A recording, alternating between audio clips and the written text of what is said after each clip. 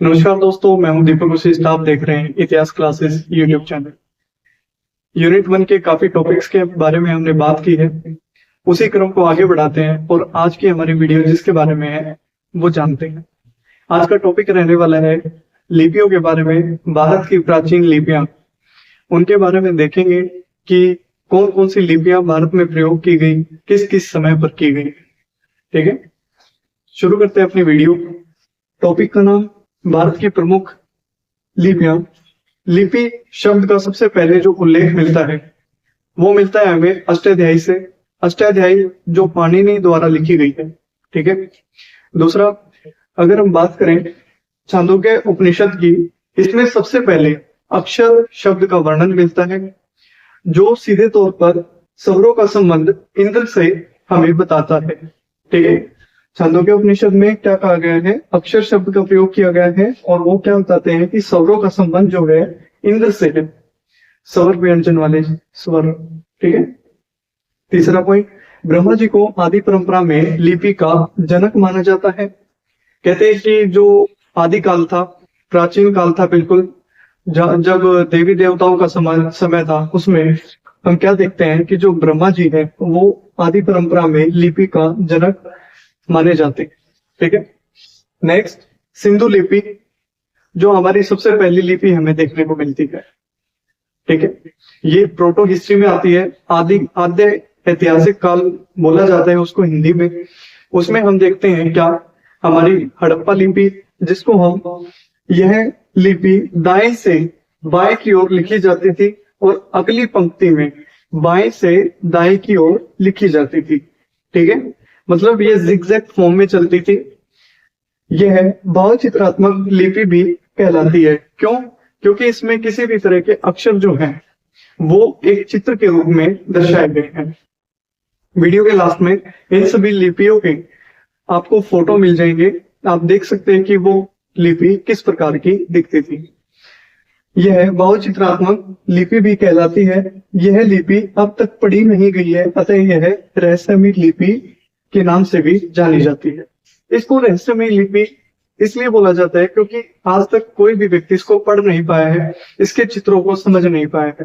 ठीक है, अगर हम इसके बारे में बात करें तो इसको कई जगह गोमूत्रात्मक लिपि भी बोला गया है।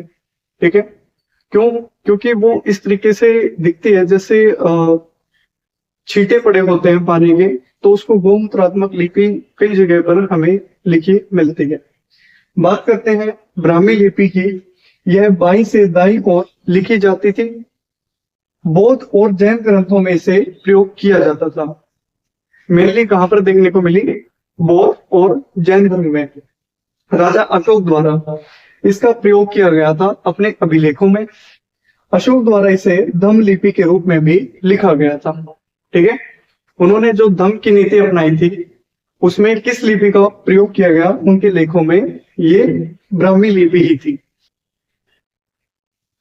हमारी जो अगली लिपि रहने वाली है वो है ख्रोष्टी लिपि। यह लिपि दाईं से बाईं ओर लिखी जाती है। जैसे आज के टाइम में हम लिखते हैं उसके अपोजिट लिखी जाती थी। सबसे पहले पढ़ने का श्रेय जो जाता है वो मेंशन को जाता है। ये एक काफी बड़े विद्वान हुए हैं, इतिहासकार हुए हैं। यह पश्चिमोत्तर भारत से प्राप्त अभिलेखों में देखी जाती है। जो इसका साक्ष्य मिलता है वो कहां से मिलता है? पश्चिमोत्तर भारत के अभिलेखों से। फिर बात करते हैं भिक्षु की लिपि। यह लिपि भिक्षुओं द्वारा प्रयोग की जाती थी, जो बौद्ध भिक्षु होते थे। बौद्ध भिक्षुओं द्वारा प्रयोग की गई लिपि क्या थी? भिक्षु की लिपि। इसका नामकरण अल बिरूनी द्वारा मध्यकाल में किया गया था। नामकरण करने वाला व्यक्ति कौन है? अल बिरूनी, जो कि मध्यकाल से जुड़ा हुआ व्यक्ति है। अगली बात करते हैं हम देवनागरी लिपि की, जिससे हमारी हिंदी निकली है। ठीक है, यह उत्तर भारत में गुर्जर प्रतिहार शासकों द्वारा प्रयोग की गई थी। दूसरा, जन्म इसका ब्राह्मी लिपि से 8वीं से 10वीं शताब्दी के बीच प्रयोग की गई। पहली बार चंदेल शासकों द्वारा इसका प्रयोग किया गया था। सर्वप्रथम किसने प्रयोग किया? चंदेल शासकों ने। फिर हम क्या कहते हैं कि उत्तर भारत में गुर्जर प्रतिहार जो थे उन शासकों द्वारा इसका प्रयोग किया गया। ब्राह्मी लिपि से 8वीं से 10वीं शताब्दी के बीच इसको प्रयोग किया गया है। लास्ट में बात करते हैं कूट लिपि की। यह ब्राह्मी लिपि का ही कूट रूप है। कौन सा? कूट लिपि। इसके प्रयोग का वर्णन जयपुर के बैराग से प्राप्त अभिलेखों से हमें मिलता है। कहां पर प्रयोग की गई, इसका साक्ष्य किस प्रकार से मिला हमें? जयपुर के बैराग के अभिलेख से। किसका? कूट लिपि का। और ये है किसकी? ब्राह्मी लिपि की। क्या है? एक सब लिपि बोल सकते हैं इसको। फिर हम बात करते हैं प्रमुख लिपियों के बारे में और प्रयोग करने वाले शासकों के बारे में कि किस शासक द्वारा कौन सी लिपि प्रयोग में ली गई। ग्रंथ लिपि पल्लव और चोल शासकों द्वारा ली गई प्रयोग में। कलिंग लिपि गंग वंशीय शासक द्वारा प्रयोग में ली गई, जो कि कलिंग के राजा थे। मोडी लिपि मराठा शासकों द्वारा प्रयोग में ली गई। शारदा लिपि कश्मीरी शासक द्वारा प्रयोग में ली गई, जो कश्मीर के शासक थे। उन्होंने कौन सी ली अपने प्रयोग में? शारदा लिपि। गुरुमुखी लिपि सिख शासकों द्वारा प्रयोग में ली गई। इसी प्रकार दोस्तों आज का हमारा टॉपिक खत्म होता है। नेक्स्ट टॉपिक की जानकारी लेने के लिए हमारे साथ बने रहना होगा। चैनल को ज्यादा से ज्यादा सब्सक्राइब करें, वीडियो को लाइक करें और शेयर करें।